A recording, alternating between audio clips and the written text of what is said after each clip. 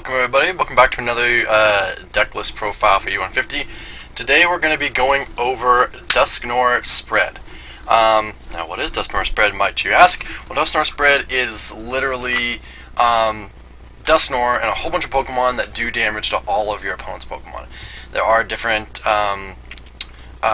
different varieties of spread. There is like the damage that does like it says deals X amount of damage to every Pokemon, and then there's also place damage counters. And the reason that we play both is that because while the place damage might not be as powerful, it gets around stuff like Mime and that sort of thing.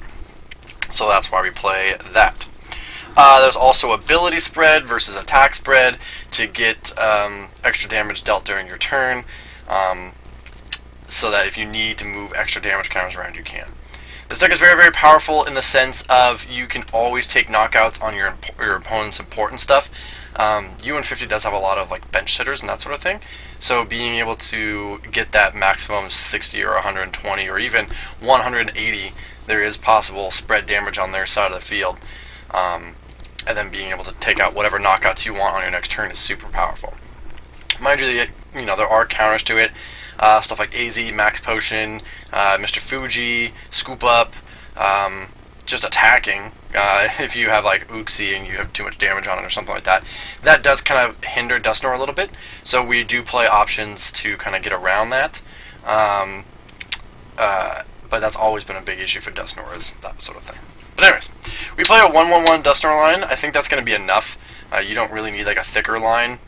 If it gets knocked out, you have this Duskull that can evolve right away, and also broken time spacing it up. Obviously, all of your recoveries are really not going to go on one of your Pokemon, so your recovery is going to go just on these guys if it gets knocked out. And you also have to remember you don't have to get Dusknoir out like turn 2. You can spread, and then get Dusknoir out. Back when Dusknoir was played in like Dusknoir and Polygon, you could like attack a few times and then get Dusknoir out, and really only need to do is like 1 or 2 big turns of Sinister Hand, and then you're fine. You don't need it constantly through the game. It is nice, but you don't need it. So I think 1-1-1, you're fine. Let's look at some of the ability spread that we have here. We do play a 1-1 Fortress line. This says when you evolve it, it deals 10 to all of their Pokemon. So if they have like a forest, you can use that because you can evolve, de-evolve. But Broken Time Space, being able to Thorn Tempest a couple times, at least once or twice a game, is going to swing a lot of things for you. And then, well, as Spiritomb here from Legends Awakened, yeah. Once during a turn, you put Spiritomb, put 1 damage counter on any Pokemon that already has damage on it, but you can't stack it. So you can't like scoop it up or AZ it. You can't do it over and over again. You can only use this power once per turn. But it does go well with the Thorn Tempest. And then the rest of these are all attacks and different. So, oh, sorry, the only one that's not spreading is going to be this Jirachi. We play Psychic Energies because a lot of spread Pokemon have Psychic Energies. So being able to de-evolve their stuff, put less damage counters than you need, and then Time Hollow is super awesome. We also play Porygon Z, but Jirachi is another good way to get that in attacking form rather than ability form. So your main attackers here, the best attacker you're going to be using is the Tapu Koko promo.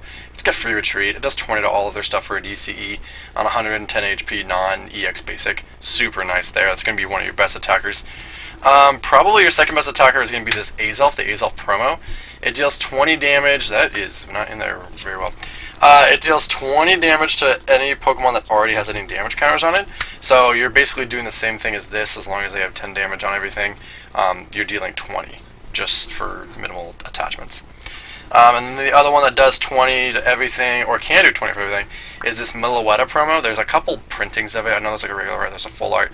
But this does, you flip 3 coins, it does 10 damage for each amount of heads. So if you get 3 of 3 there, it's going to be dealing 30 to all of their Pokemon, which is super nice for 1 energy non-EX Pokemon. This Unknown does 20 damage to everything that has a Poke Power. That's including yourself, so you're not going to use this one as much, but it is a 1 energy guaranteed 20 on everything. If you notice, it's 20, 20, 20, and then like a maybe 20. So those are going to be your good ones. We do play a Spinda. It does 10 to everything, but you can copy it with D-Valley with this Mew, which we also play, for 1 energy. And then we also play a Turmoil Meowth. It does 50 to anything that has damage counters on it, so it's your heavy hitter. It's the thing that can actually deal 50 to like one specific Pokemon. It's a nice little snipe if you don't have Dusknoir out, you can like Thorn Tempest and then snipe it for 60 damage. If you're trying to kill a low HP Pokemon, you can use these in combos with each other. But all of this is enough. You probably couldn't shave some of the fat. You could probably cut like Spinda if you wanted to, Mew if you wanted to. There's a couple things that you could cut. You could cut Jirachi if you needed to. If you wanted more room, this can be thinned down a little bit. But I kind of like having all of these options. It's quite a bit of Pokemon, and I'm never really upset with like, oh, I can get this out, I can't get this out, you know, that sort of thing. I'm always happy with every option.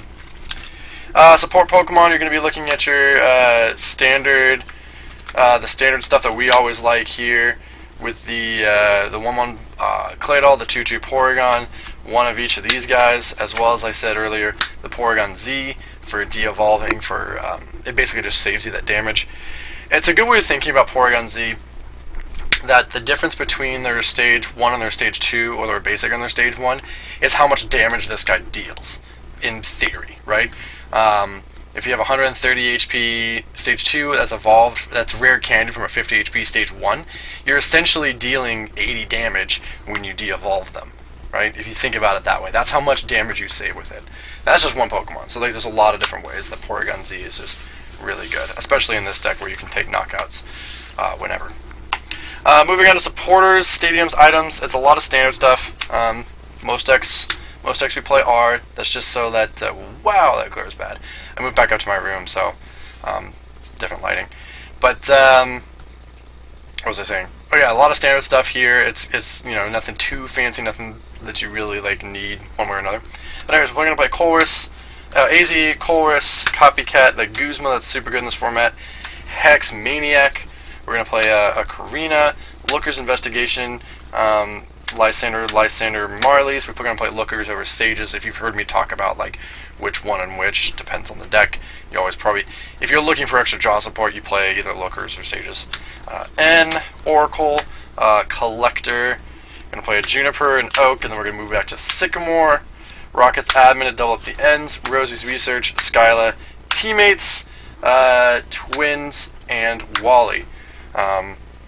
Yeah, it's really standard. There is literally nothing fancy here. You would just want max consistency. 22 supporters, I think, is a fine number. No real reason to play anything else. If you're looking for extra draw support, go for that Sages. That's probably going to be your next best draw supporter here. But there's that. Moving on to item cards. There's going to be a couple weird ones here, but not a whole lot of them. So let's see if I can get more on my screen without getting glare. Yeah, Bill, Computer Search. We're going to play a De-Evolution Spray for both Fortress and Porygon 2. Escape Rope, Evo Spray, Hyper De-Evolution Spray, again for both Fortress and Porygon 2. Hypnotoxic Laser for that extra damage, because if they stay in the active, that's just more damage you can spread. Postroke's Invention is in every deck. Item Finder, Junk Arm, Level Ball, Luxury Ball. Those four are in almost every deck as well. Misty's Wrath for extra drops, Power, Palpat for recovery, Communication, 1 Pokemon Retriever, Oak, 1 Rare Candy. You have 1 Stage 2, so you don't need to play Rare Candy and Breeder. 1 Rare Candy is fine. Scoop Up in every deck, Super Rod, Swoop Teleport to get stuff off your bench, Ultra Ball, Versus Seeker, and Field Blower to round out your staples sort of cards here. And then we're going to play one of each of these guys. 1 Erica's Perfume, 1 Target Whistle, 1 Pokepuff, and 1 Pokemon Flute.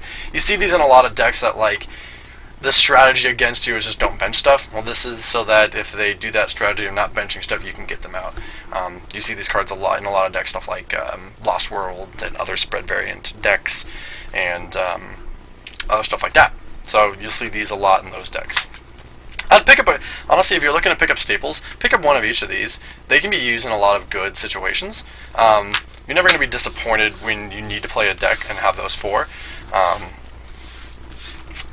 It is good staples to pick up. Like that right there actually was like, hey, pick up all these cards and you'll be fine in U150, minus maybe like Breeder and Max Potion.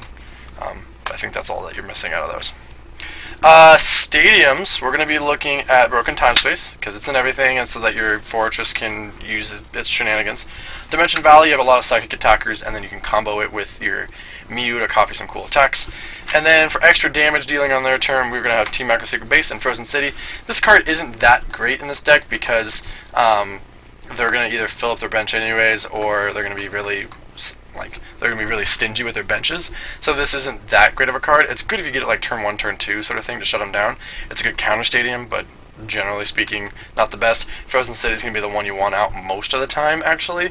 Like, legitimately, this is your stadium of choice, so that they're going to take 20 every time they attach. If they can't bounce it, they're going to be in a world of hurt. And then your item cards is going to look, or your tools is going to look a little bit different. You're going to have Floatstone, but not Muscle Band. I mean, if you're placing damage counters, Muscle Band doesn't do any extra damage, so no reason to. We do play Fury Belt because all of your stuff is basic. So it does have 10 extra to the active, but that's about it. So getting like your Tapu Koko to 150 HP on a basic, super nice. EXP share so that you can stream attackers and DCE based things. You can attach this onto your Mew so that you can never miss a Koko attack if that's what you're going for. And then Bursting Balloon and Rocky Helmet so that when they attack into you, they're taking extra damage that you can spread. Both of these are very, very nice in the deck. I like them both. You're going to be playing your standard 1, 2, 3, 4 here, plus your Dowsing Machine. No reason to shake any of this up. You might be thinking, oh, what about like Rock Guard? You could consider Rock Guard. I think that would be the other one that you would consider here. Maybe even Computer Search to search out your DCE. But Dowsing is just too good to pass up. Energies, we're going to be looking at DCE and then a Rainbow Energy. The Rainbow Energy is in here so that you can... actually, I really don't even know why the Rainbow's in there. It was something else at one point, but it probably got typoed, and I wrote it down wrong. But the Rainbow could easily be either another Psychic Energy or an Upper Energy or... actually, that's what it would be. I think it would be an Upper Energy would be the best so you can have 2 DC attacks. And then you have 3, 6, 9 Psychics. That's more than enough in this deck, so you can always find them. Most of your stuff attacks for 1 energy anyways. So 9 there is great. Your DC is very, very important, so I think, yeah, that Rainbow could be switched for an Upper Energy. I made these decks a long time ago, and I have not proved a lot of them. But anyways, that's Dusknoir. If you have any questions about it, let me know. It's a very, very strong deck, and even Mr. Mime doesn't really counter it that hard. Really, all that counters it is just like timely hexes, and if you can kill their Dusknoir the turn before, they're gonna bop you. Other than that, if you have any questions, let me know. Hope you enjoyed, and we'll see you next video.